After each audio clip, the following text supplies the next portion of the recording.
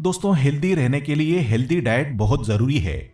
जिन foods का हम seven करते हैं उनकी जानकारी होना बहुत जरूरी है, वरना वो हमारी सेहत को फायदा पहुंचाने के बजाय नुकसान पहुंचा सकते हैं। दरअसल बहुत से फूड्स की गुठली से लेकर पत्तियों तक में खतरनाक केमिकल और जहरीले पदार्थ पाए जाते हैं, जो सेहत के लिए बेहद खतरनाक माने जाते हैं। कुछ तो मौत का कारण भी बन सकते हैं। आज इस वीडियो के जरिए हम आपको बताएंगे 5 ऐसी खाने पीने की चीजें जो आपके लिए टॉक्सिक है, जहरीली है। इनसे आपको हर कीमत पर बचना चाहिए। तो दोस्तों, शुरू करते हैं टॉपिक को बिना किसी देरी के। लेकिन शुरू करने से पहले अगर आप इस चैनल पर नए हैं तो इस चैनल को सब्सक्राइब जरूर कीजिएगा, क्योंकि इसी तरह की इंफॉर्मेटिव वीडियोस आपको इस चैनल पर मिलती रहेंगी।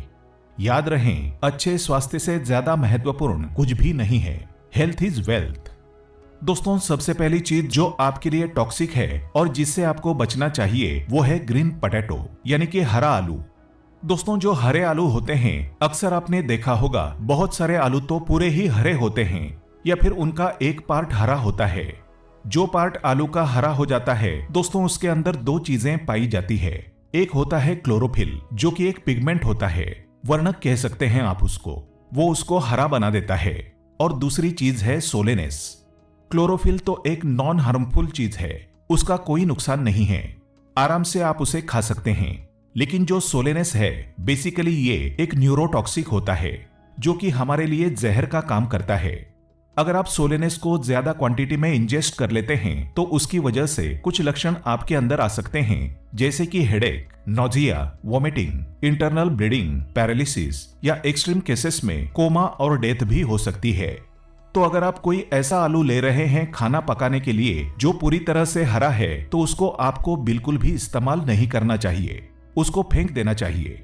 इनफैक्ट सेफ जगह पर फेंक देना चाहिए, जहां पर कोई जानवर भी उसको ना खाए। या फिर अगर आप आलू ले रहे हैं खाना पकाने के लिए जो कि एक साइड से हरा है, एक पोर्शन उसका हरा है, बाकी ठीक है, तो उस हरे पोर्शन को आप काट के फेंक सकते हैं। क्योंकि ऐसा नहीं है कि वो जो जहर है वो पूरे के पूरे आलू में आ जाएगा।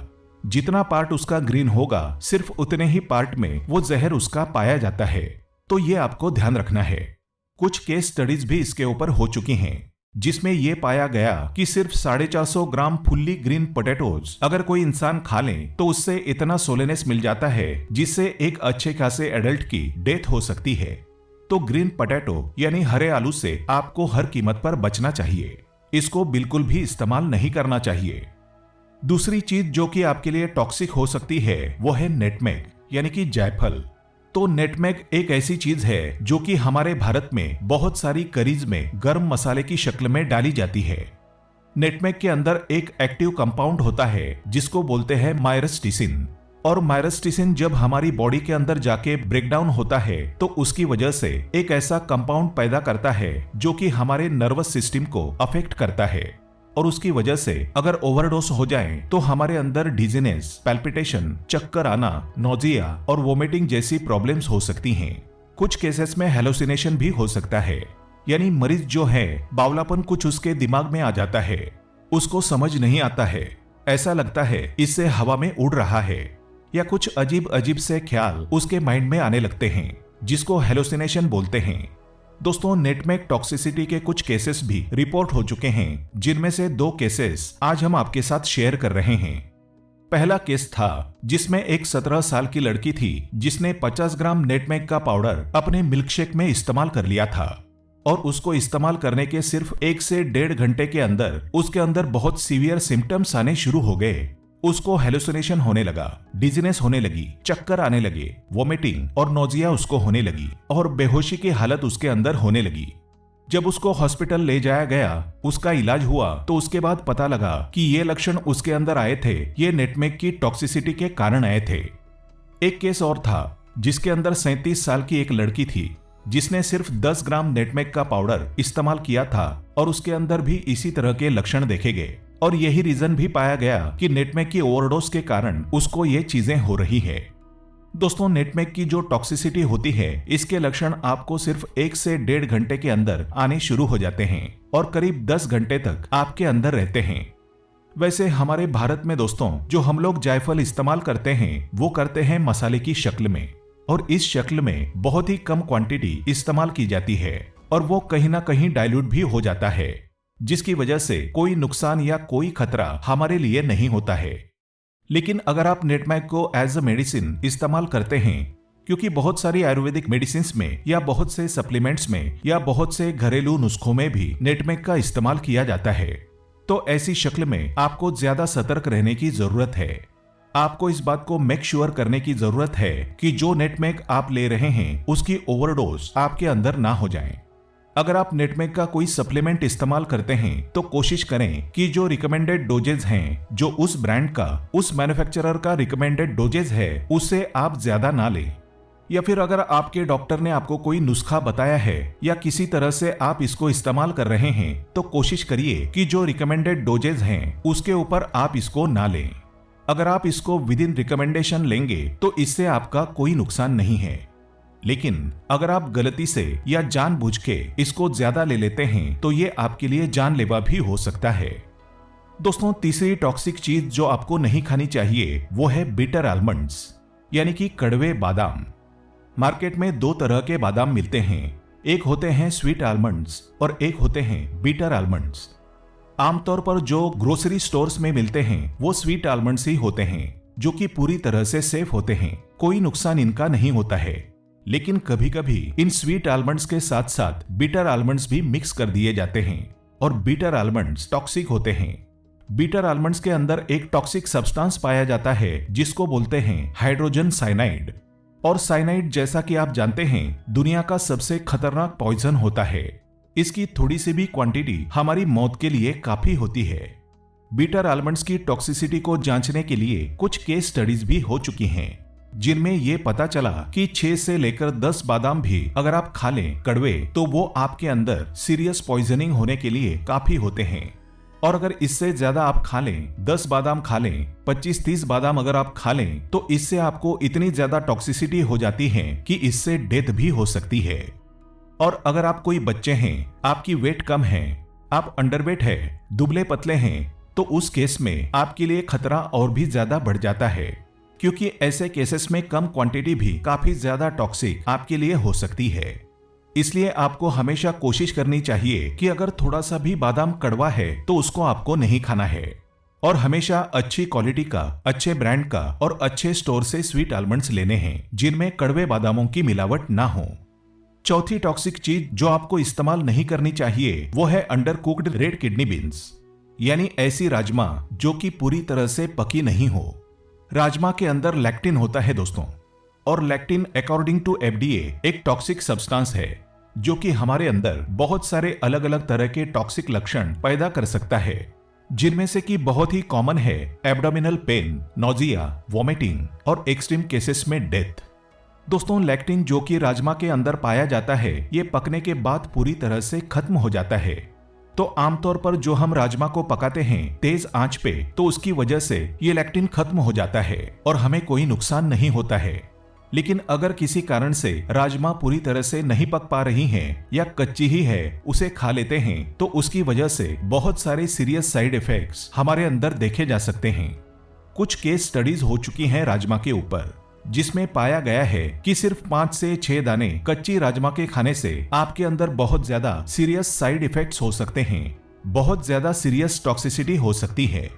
तो इसलिए जब भी आप राजमा को पकाते हैं, कोशिश करिए पहले उसको 1 से 2 घंटे के लिए पानी में आप भिगो दीजिए और उसके बाद तेज आंच में उसको तब तक पकाइए जब तक वो पूरी तरह से गल ना जाएं, पूरी तरह से खाने लायक ना हो जाएं। थोड़ी सी भी कच्ची अगर आपकी राजमा रह जाती है तो उसके अंदर ये लैक्टिन नाम का सब्सटेंस बाकी रह जाता है और ये आपके अंदर टॉक्सिसिटी पैदा कर सकता है। इनफैक्ट कुछ स्टडीज में तो ये पाया गया है कि अगर आप राजमा को पूरी तरह से नहीं पकाते हैं, सिर्फ भिगो लेते हैं या फिर आधी पकी हुई राजमा होती हैं, तो उसके कारण लैक्टिन का कॉन्सेंट्रेशन और भी बढ़ जाता है, 5 गुना तक चला जाता है। तो इसीलिए हमेशा आपको कोशिश करनी चाहिए कि राजमा पूरी तरह से पका के, अच्छी तरह से गला के, तभी उसको आप इस्तेमाल करें, तभी आप इससे सेफ रह पाएंगे और इसकी टॉक्सिसिटी आपके अंदर नहीं होगी। दोस्तों, 5वीं और आखिरी टॉक्सिक चीज जिससे आपको बचना चाहिए, जिसको इस्तेमाल नहीं करना चाहिए, वो है ब्राउन राइस। जी हाँ, ये शायद थोड़ा सा आपके लिए शॉकिंग हो सकता है, क्योंकि ब्राउन राइस अक्सर बहुत ही हेल्दी माना जाता है।